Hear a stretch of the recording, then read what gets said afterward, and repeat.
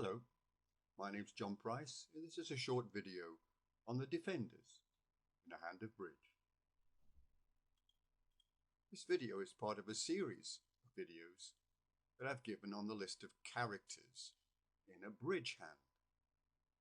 In Act 1, the opener, the responder, the overcaller and the advancer come to an agreement about what the contract will be. Act 2 is played out by the declarer. That's one of the partnership who's going to try and make the contract, and the defenders, who are obviously defending the contract. This week, it's about the defenders. What are the duties of a defender? Really, just one. In duplicate bridge, there's only one duty of the defenders. It's to lose as few tricks as possible. When you're the declarer, your one and only duty is to make as many tricks as possible. And you're thinking, doesn't this mean exactly the same thing? Shouldn't you be saying that the duty of the defenders is to make as many tricks as possible? Well, grammatically, you're probably right. But psychologically, no, you're not. You're concentrating on the word lose as few tricks rather than make as many tricks. It's subtle. Actually, the contract is only of interest to the defenders in telling you what trumps are. Or maybe you're playing in no trumps. So if you're in 2 hearts, then defending 2 hearts, the opponents want to make 8 tricks. So you're thinking, I've got to stop them making 8 tricks. So if I can make 6 tricks, then I'll put them down. No, don't concentrate on that. Concentrate on you losing as few tricks as possible.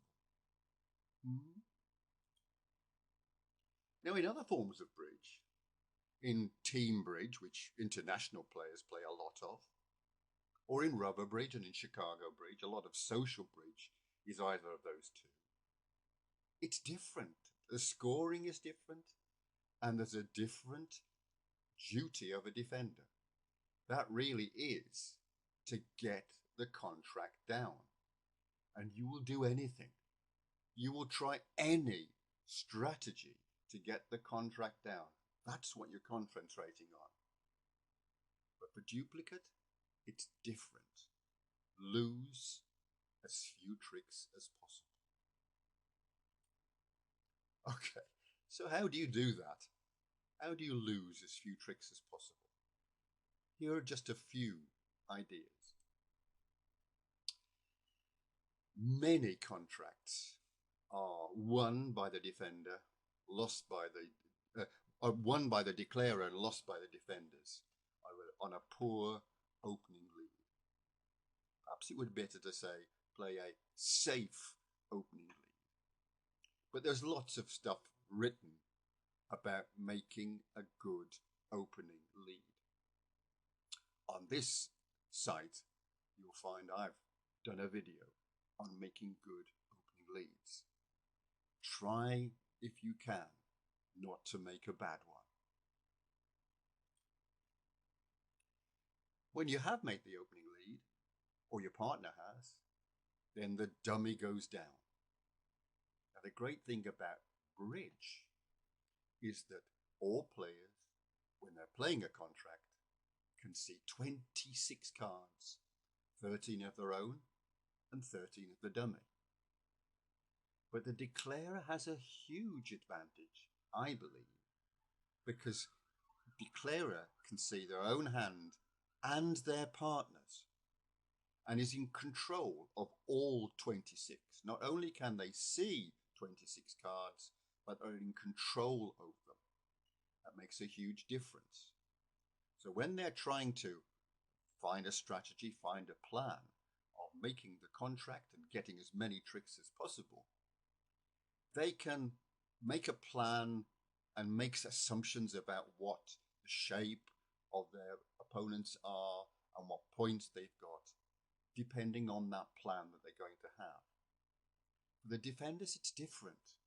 Yes, they can see 26 cards, but 13 are of their own, and 13 are of the dummy, and they're not in control over the dummy. They're only in control of 13 cards. That's what makes defending really difficult. And in fact, for most bridge players, I think it's, if you want to make that final leap into making really good bridge, it's at the level of defending, improving your defending, that you have to do it, because it's difficult.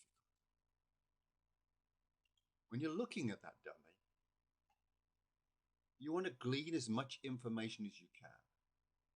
Does the dummy give you any idea of how many points the declarer has?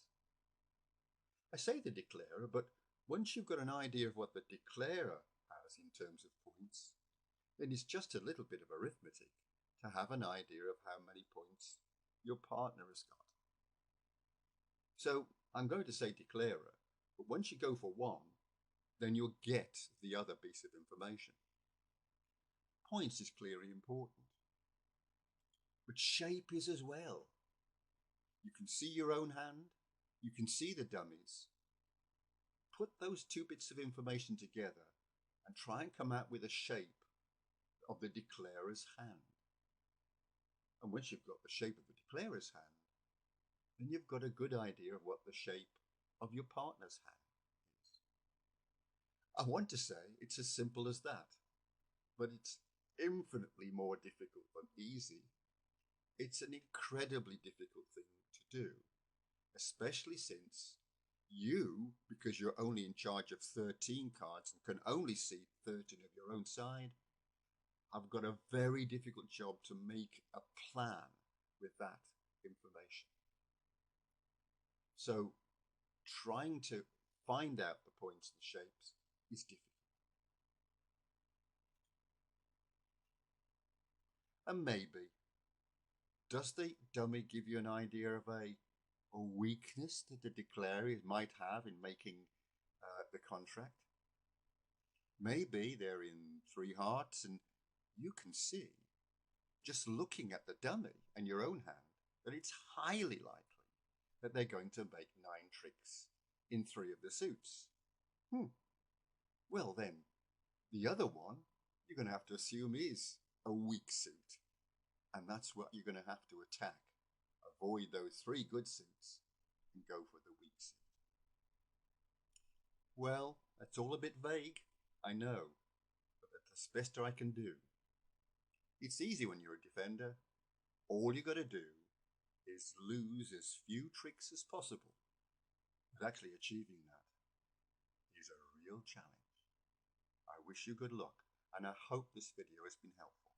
Thank you for listening.